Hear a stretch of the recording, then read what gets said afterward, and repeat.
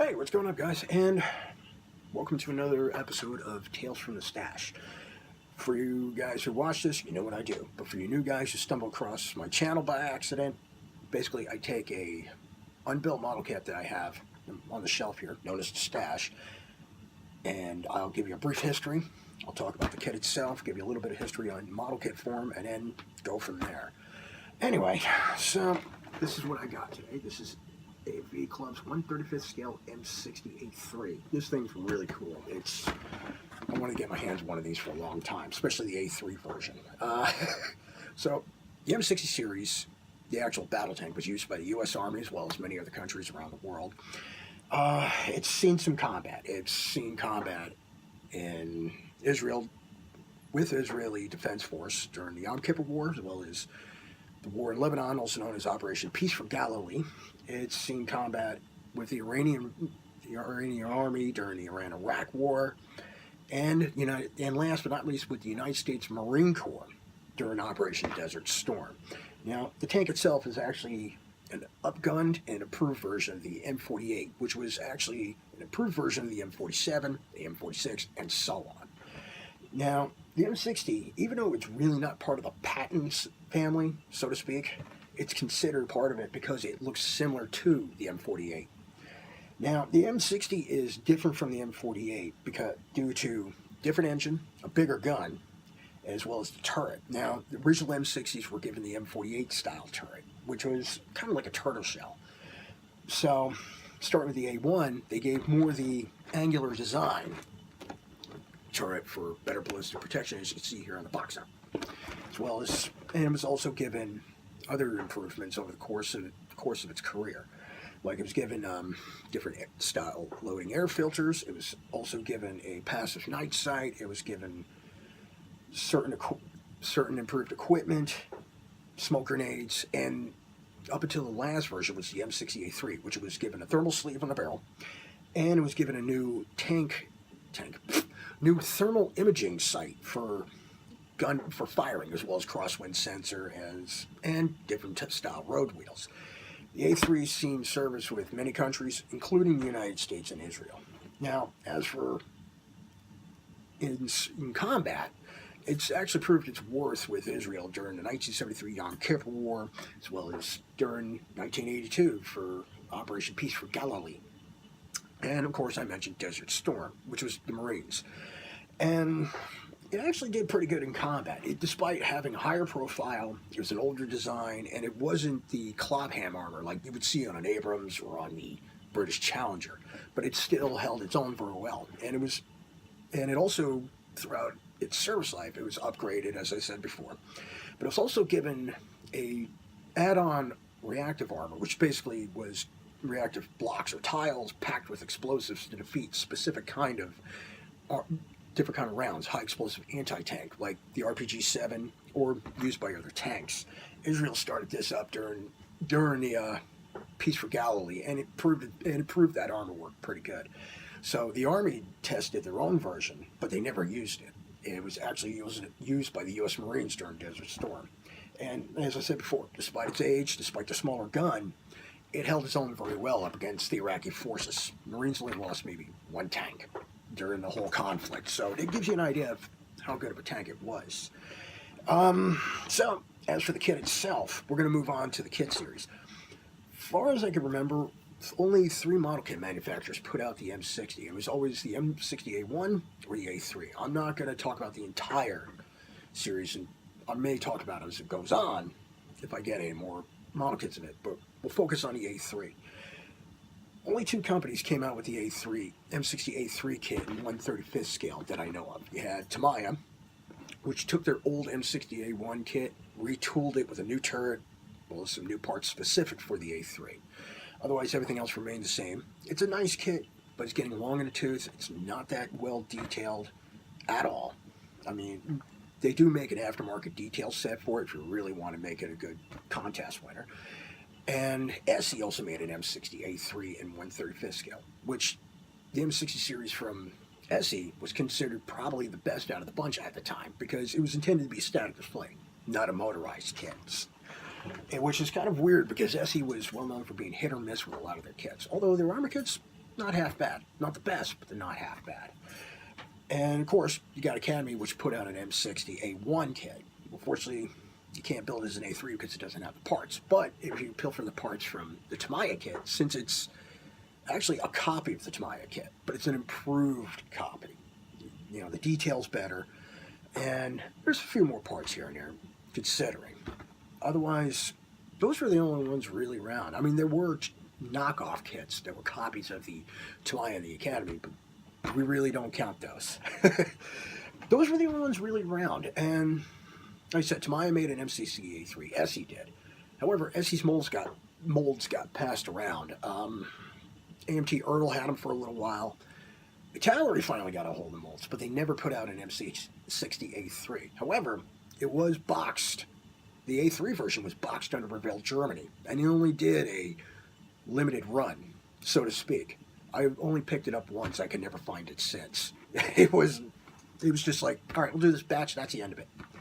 And it's a difficult find for me. So unless I probably go to Europe where they got it. So fast forward to 2013, AFV Club announced they were releasing an all new M60 Patton kit, and I was actually pretty excited about it because I like the M60 for some reason. It's one of my favorite tanks, and it's definitely different. The layouts, the assembly, it's totally different as compared to the Tamiya, SE, and the Academy. Even though all three are kind of different from each other, they all share the same assembly approach. AFV Club does not. Now, let's get on with this. I mean, we're talking, this thing is insane. It's completely different. I don't even know where to start. That's how many parts there are. I mean, there's a lot of parts. However, let's start with the whole here. Now, as you can tell, unlike the Tamiya kit or the Academy kit, this is not motorized, not meant for motorization, as you can tell here. This is meant to be static display. Nicely done. And you can tell the suspension as compared to the Academy kit, there's a lot more going on. This is, like I said, this is just it. It's different. Here's what do we got? We got the barrel here. Here's some of the parts. This is for the newer Searchlight that was used on the M60, as well as the M60, I should say M60A3. And we'll see M60A1 later in its service. Here's part of the barrel. This is the M60A3 barrel here. You can tell the A3 had a thermal sleeve in the front, which tried to reduce warping from heavy use of the main gun. Let's get back over this. There's just way many more parts on the AFV Club kit. Like I said, this is just beginning. You got the jerry cans. I don't know what these are for. I think they have to do with the smoke grenade launcher. I'm not sure. I got to read the instructions as I go. I'm just giving you a quick look. Snorkel, if you're going to do the Marine Corps version for amphibious beachhead assaults. Got these parts here. This is kind of unique here, the way give me a few seconds here. There's a lot more, like I said, there's a lot more parts on this. This is for the rear end of the M60, for the exhaust section. I think that's for the barrel, like the barrel lock. There's a lot in this. This is for the underside of the hull, by the way.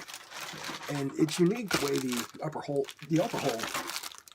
hull itself, it's different. Now, I'm going to give you a quick look comparison between the Academy kit and the AFV Club kit. Now, the Academy kit's basically a one piece here.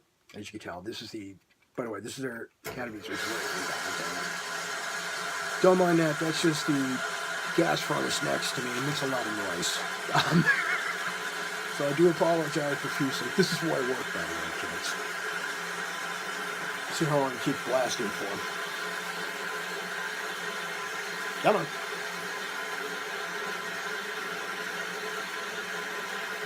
Did I forget to mention I don't edit my videos here? Everything I do is I just hit the button and run. This is all I do. So if you want professional, you're not going to get it. Anyway, thank you for the noise. Well, anyway, back to the turret here. As you can tell, this is just one solid piece for the upper hull. From Tamiya's the same way, Essie's the same way. Now, this is the upper hull for the AFV Club kit. Get a look at that.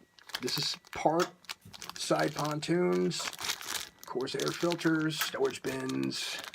This is, like I said, I'm not kidding when I say this is a radical departure from the from the Tamaya Academy in SC kit. As a matter of fact, here's the rear of the upper hull here.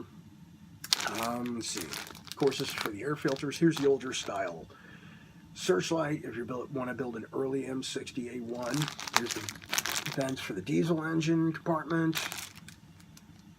Wow. Here's the other half. Here's more parts. This is the turret basket here. Turret basket seems a little more delicate as compared to the Academy kit, but also seems a lot easier to put together with a minimum of fuss. So that is yet to be seen. This is the lower half of the commander's coupler, which includes the 50mm machine gun, parts for the barrel. It does have a little bit of an interior. The AFV Club kit does have a little bit of an interior. So if you want to detail that a little bit, don't be afraid to. Okay, now we're moving on. Upper hull. This is upper hull. Here's the turret right here for the M60. This is what I mean by the way the design is. It's more angular. It's better ballistic protection. Turret's still the same, almost similar in layout, but it's also different. This is the mantlet without the canvas cover, by the way. Tamaya had this. When they retooled it, they did away with that. Good beauty of this kit, it gives you two different styles of road wheels if you want to go with it. Especially when the M60A3 actually used either variant of the road wheels throughout its service life. This is the older aluminum spoke style here, as you can see. Now, the road wheels go together with, unlike the other M60 kits, the road wheels on the AFV Club kit have a far smaller vinyl donut that you can use to attach the wheels to the suspension. And it seems a little more, the detail seems a lot more finer on this. And as I showed you the turret before, the casting seems a little heavy, but that could probably be reduced with a coating of paint, and I'm not a ripper counter, so I don't care. I'm not joking on that. It also has a rear sprocket, by the way, if you want to go with that style, as well as the running gear. If you notice, the bolt heads on the running gear here are not separate as compared to the Tamaya kit. Now here, of course, there's the rest of the suspension. Like I said, this is far more complex than usual. And of course, this also includes the M48 style steel wheels, which is really, really cool. And the sprockets itself, in the rear, they actually have the hole. They have the hole within the hub, so any mud gets in there, gets unstuck and falls out. More suspension work. We got shocks. We got strut. We got sights. This is my first AFV Club kit, and it looks really, really cool. Like I said, this is completely different as compared to the other kit. Oh, and if you notice, there's a more interesting trend of clear parts. TACOM's one. I don't think Trumpeter. I'm not sure on that, but AFV, TACOM, a couple other companies started adding clear parts to their kits. This is actually the upper coupler. Now, to me, this is kind of annoying because you're going to have to paint it, but on the other half, if you want to keep the glass clear, like around the coupler, for better viewing, you can do that. All you need is a little bit of use liquid masking, or you can use masking tape to cover them and paint the rest of it. Personally, I find it more annoying than anything else, unless you want to show off the interior of the commander's coupler. Another unique thing about the AFV Club, they actually have these parts here. Well, this one's for the searchlight. This, I think, is for the barrel to actually recoil. It's kind of gimmicky. I know most modelers will just skip that and make it static as is, but if you really want to have some fun with it, you could always try to make the barrel recoil. I've never dealt with that. I might give it a go. AFV Club's tracks are actually pretty unique. Even though they're one piece in their vinyl, the assembly of this is actually pretty unique. I'll show you here. These are all the pins. And the way this is that, if you can see it, these are all the pins. Now, a couple of these go in the tracks here. Basically, you just put them in, you put the pin in. Even though it's solid in one piece, you don't need a heated screwdriver to melt any pins. You just actually use the metal pins, slide them through into here, as you can see, but you got to be careful because even though they're metal, they're still delicate and you can lose them easily. But it seems to be very innovative, and AFV Club seems to be creative when it comes to things like this. Another unique thing about AFV Club is what they provide for the mantlet. They actually provide a vinyl piece for the mantlet. This is actually pretty cool. You can either paint it or don't paint it. It's totally up to you. And basically, it goes in and covers the It goes where you just put the barrel in, and you just put you got the mantlet in, and you put the barrel in. I think it's, like I said, I think it's kind of gimmicky, but if it works, use it. It basically has, actually, there's 3 of them, as well as the vinyl rings for the road wheels. You also have a vinyl piece in here for the cupola, if you can see it, and for the barrel itself. Now, like I said, it's pretty interesting. Now, that's actually the cover for the barrel. Also, it provides photo etch parts, as you can see here, as well as a decal sheet. Here's the photo etch parts. Now, I mentioned before, I try to avoid photo etch, but I may actually give it a go on this one. I may actually try that. So, of course, there's more clear parts here. This is for the later Searchlight. The other clear parts had for the older Searchlight. The instructions and everything else, I do apologize. It seemed like I ran through. Sorry about that. If I apologize, it seemed like I just ran through everything. I'm still looking through everything on this, and it looks really, really cool. And I've heard many good things about AFV Club, especially with how they approach assembly and stuff, so it's pretty cool on that. Now, here's the instructions.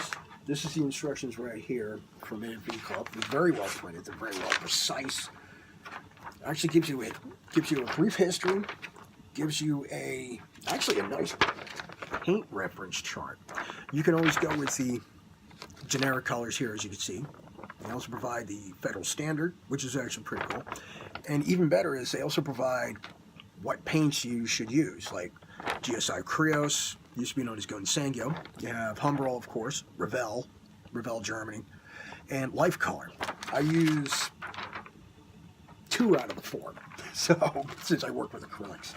And even better is they also show you how everything, the entire M60 series itself.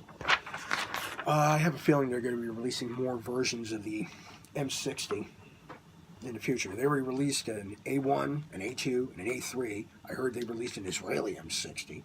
I don't know if they're going to be putting out one with the reactive armor. They might. Of course, you got this here. Here's the assembly. This gives you an idea of how complex the AFV Club kit is as compared to the other ones. First couple pages are glossy, but the rest are flat, or more printed paper, which is actually pretty cool. This is more assembly here. I'm just going to give you a quick run through it. Even more. But it looks, like I said, even though there's a lot more parts, it seems like everything's going to fit just fine. And so on. Of course, parts location. Sorry about the glare. This is the parts list. I think I don't know if they do or not, but no, they don't tell you what parts not to use. They'll probably tell you in instructions as you go. Color callouts are for four different M68s. You got one with Egypt, which is right here. You got U.S. Army, of course. Yeah, U.S. Army. Another U.S. Army. Both of these were actually in Reforger exercise with West Germany during the 80s, as well as NATO. And, of course, one for Taiwan, which is in the 3-tone NATO pattern. Oh, and I forgot one more, which is right here, U.S. Army. Now, these are nicely printed. They're well called out. They show all sides of the tank instead of just half-assed like some people do. And a bigger bonus from AFV Club, they provide you with this. This is cool. This is a nice throwback to like Tamiya or any of the old Japanese kits that used to provide the artwork for it. So that's pretty awesome. If you want to get a picture frame for it, hang it up, go for it. I might do that. I gotta say this about the AFV Club kit. It's kind of intimidating because of how many parts it got, but I'm not one to turn down a challenge. I mean, I'm actually looking forward to building that one as soon as possible. And hopefully, when I start up on it, I'll try to give you a step-by-step of what's going on and stuff. So, I apologize for the half-assed review, but I'm still looking through everything like always. But this gives you an idea of how different the AFV Club kit is as compared to the old SE kit, the old Tamaya, and the Academy kit. And it's a nice welcome change. And with AFV Club, expect more from them in the future. So this is what I got for now. Happy modeling. Take it easy, guys, and hopefully I'll try to make another video from my stash. I got quite a few going on, so have fun, guys.